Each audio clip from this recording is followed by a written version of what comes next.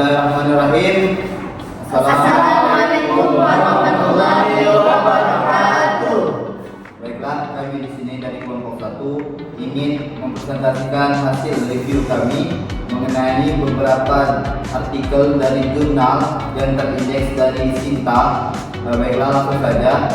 Review yang pertama akan disampaikan oleh saudari Arti Kusmira. Pada saudari, silakan.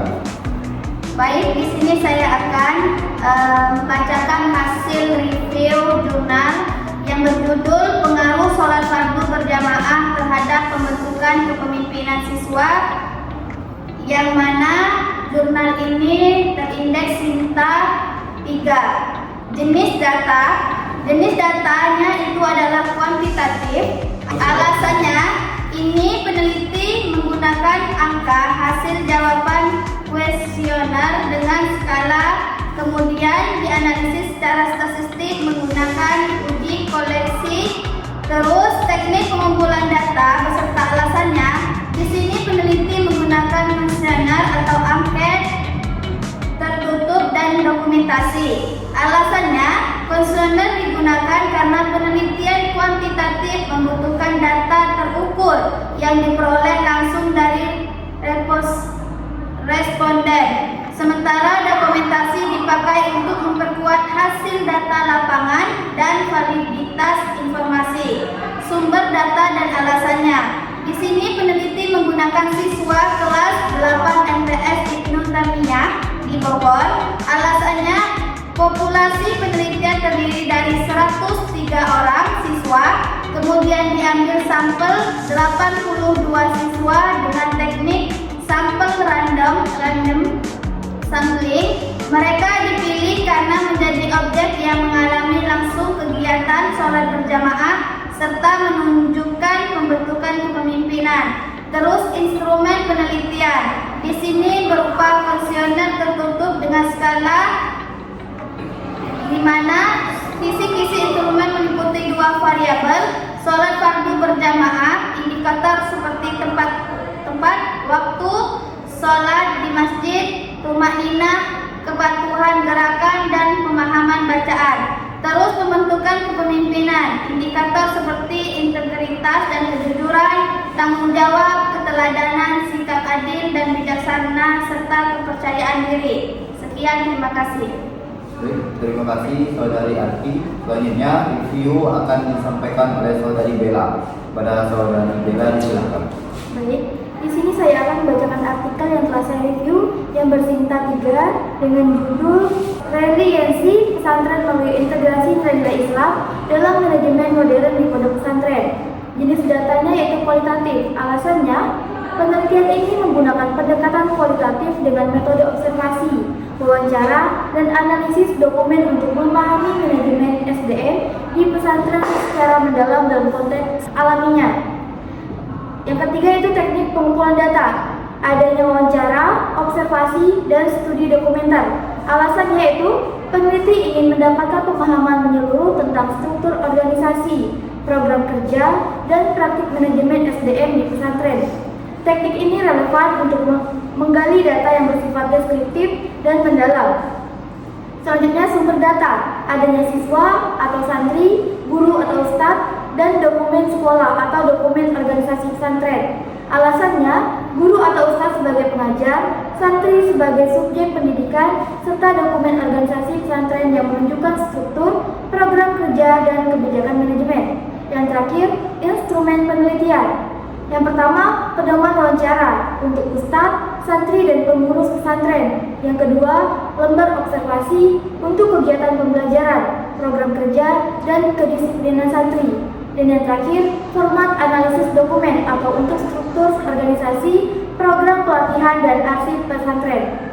Catatan tambahannya yaitu peneliti ini menekankan pentingnya integrasi nilai-nilai Islam dengan pendekatan manajemen modern agar pesantren lebih adaptif, berdaya saing, dan mampu menghadapi tantangan global. Sekian, terima kasih. Terima kasih saudari Bella. Selanjutnya review akan disampaikan oleh saudari Delfira Hodol Jannah. Pada saudari Delfira, silakan.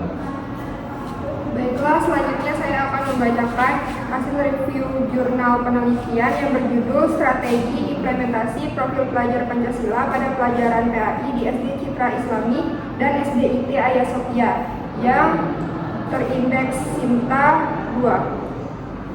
Selanjutnya untuk jenis datanya yaitu kualitatif. Alasannya, penelitian ini menggunakan pendekatan kualitatif dengan metode studi kasus. Data yang dikumpulkan berupa deskripsi pengalaman guru, proses pembelajaran, serta dokumen ajar, bukan angka atau perhitungan statistik.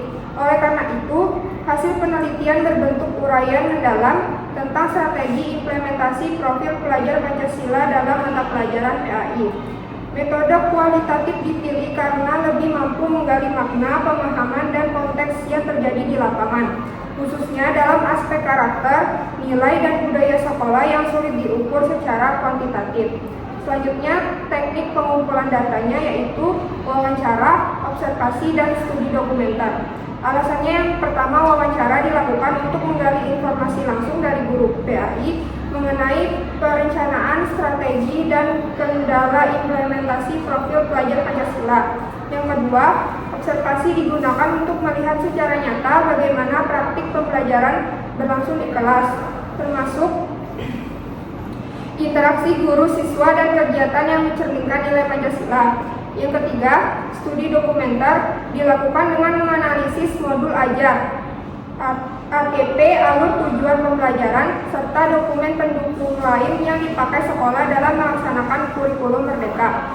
Dengan kombinasi tiga teknik ini, peneliti bisa memperoleh data yang lebih lengkap, valid, dan mendalam. Selanjutnya, sumber data yaitu guru dan dokumen sekolah. Penjelasannya, yang pertama, guru PAI di kedua sekolah menjadi sumber utama karena mereka adalah pihak yang merancang dan melaksanakan pembelajaran PAI dengan integrasi nilai profil pelajar Pancasila.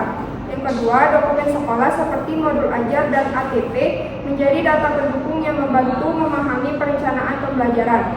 Selain itu, kegiatan kelas yang diamati juga menjadi sumber data untuk melihat bagaimana nilai-nilai Pancasila diinternalisasikan melalui praktik nyata di lapangan.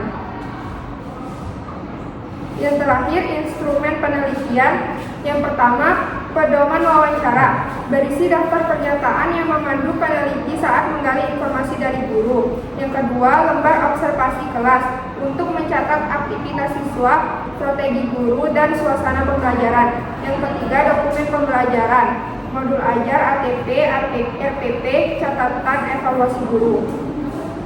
Kemudian catatan tambahan, menurut saya penelitian dengan judul ini sangat penting karena bisa menunjukkan bagaimana nilai-nilai profil pelajar Pancasila benar-benar diterapkan dalam pembelajaran PAI. Bukan hanya sebatas teori di kurikulum, saya merasa topik ini menarik sebab bisa membuka wawasan baru tentang cara guru menghadapi tantangan di kelas dan bagaimana siswa diajak untuk menginternalisasi nilai Pancasila melalui materi agama. Selain itu, penelitian ini juga dapat menjadi pengalaman berharga bagi saya pribadi. Dengan mempelajari strategi implementasi yang dilakukan guru, saya bisa mengambil pelajaran untuk bekal di masa depan ketika menjadi pendidik. Bagi saya, penelitian seperti ini bukan hanya menambah pengetahuan akademis, tetapi juga memberi inspirasi dalam praktik nyata, mendidik dengan nilai, karakter, dan keteladanan. Sekian, terima kasih.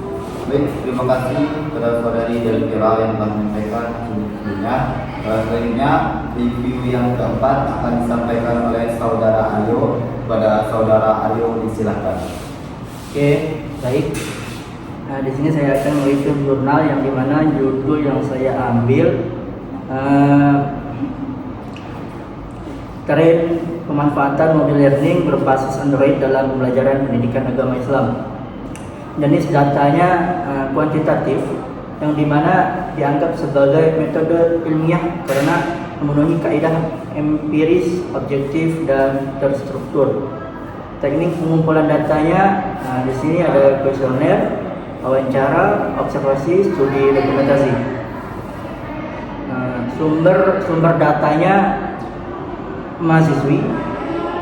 Penjelasannya tren pemanfaatan mobile learning berbasis Android dalam pembelajaran pendidikan agama Islam, membahas kecenderungan penggunaan teknologi pembelajaran berbasis aplikasi Android untuk mendukung proses pembelajaran PAI. Mobile learning memberi akses belajar yang fleksibel, interaktif, dan mudah dijangkau kepada siapa saja, sehingga dapat meningkatkan minat, motivasi, serta memahami siswa terhadap materi PAI. Ada juga instrumen penelitian. Di sini instrumen penelitiannya alat ukur yang dapat berupa angket, wawancara, atau observasi yang dipakai untuk memperoleh data valid terkait memanfaatkan mobile learning Android dalam pembelajaran PAI. Baik, di sini catatan tambahan, pembelajaran PAI saat ini mengikuti perkembangan teknologi digital, salah satunya dengan memanfaatkan mobile learning berbasis Android. Mobile learning menggunakan siswa belajar lebih fleksibel, mudah diakses kepada siapa saja, dan mendukung terlibatan aktif melalui aplikasi seperti Google Classroom, model WhatsApp, hingga kuis. Baik, sekian, terima kasih. Terima kasih kepada saudara Ariel telah menyampaikan hasil reviewnya. Selanjutnya review yang kelima akan disampaikan oleh saudara Arif Sugabi. Kepada saudara disilakan. Baik, saya akan membacakan hasil review jurnal saya yang berjudul Implementasi Kompetensi Pedagogik Guru PAI dalam Pembelajaran di Sekolah Negeri, yang dimana jurnal ini berindeks Sinta 5. Jenis data yang digunakan data kualitatif. Alasannya, seperti yang dijelaskan dalam abstrak, penelitian ini bertujuan untuk memahami secara mendalam proses implementasi kompetensi pedagogik guru PAI di satu lokasi spesifik. Untuk mencapai tujuan tersebut, data yang dikumpulkan tidak berupa angka atau statistik, melainkan informasi deskriptif yang kaya.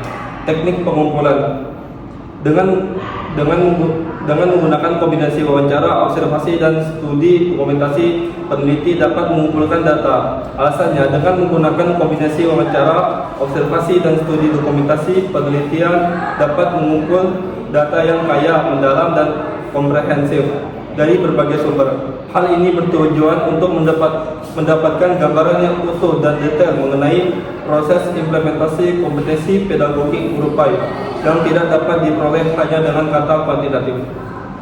Sumber data, narasumber, lokasi penelitian, dokumen-dokumen yang tersedia. Alasannya, penggunaan ketiga sumber data ini adalah untuk mendapatkan informasi yang komprehensif dan mendalam, data kualitatif dari berbagai sudut pandang. Narasumber memberikan perspektif pribadi dan pengalaman langsung.